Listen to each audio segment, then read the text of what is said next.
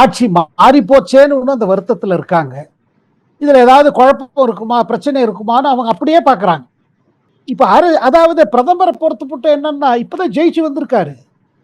ஒரு பெரிய இது பண்ணிட்டு வந்திருக்காரு. அவரை கேட்போம், அவர் என்ன சொல்ல விரும்புறாரு, என்ன செய்ய விரும்புறாரு. பிரதமர் மோடி பாருங்க, இதுல பாஜக அந்த அரசியல் இப்ப பார்க்க மாட்டாரு. இதுல ஸ்டாலின் செய்த தவிர விஜய் செய்ய மாட்டாரு.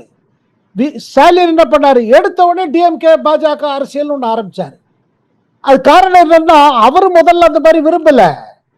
ஸ்டாலின் முதல்ல வந்த போது என்ன நினைச்சாரு பாருங்க, பிரதமர் நீங்க என்ன, பிரதமரும் தேர்ந்தெடுக்க மக்களால தேர்ந்தெடுத்து அங்க வந்து உட்கார்ந்துருக்காரு.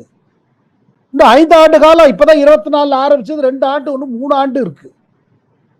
ஆனா ஸ்டாலின் எங்க தப்பு பண்ணாருன்னா, அவர் கூட இருந்தவங்க எல்லாம் அதை கெடுத்தாங்க. இல்ல இல்ல இப்பவே நீங்க ஆரம்பிங்க.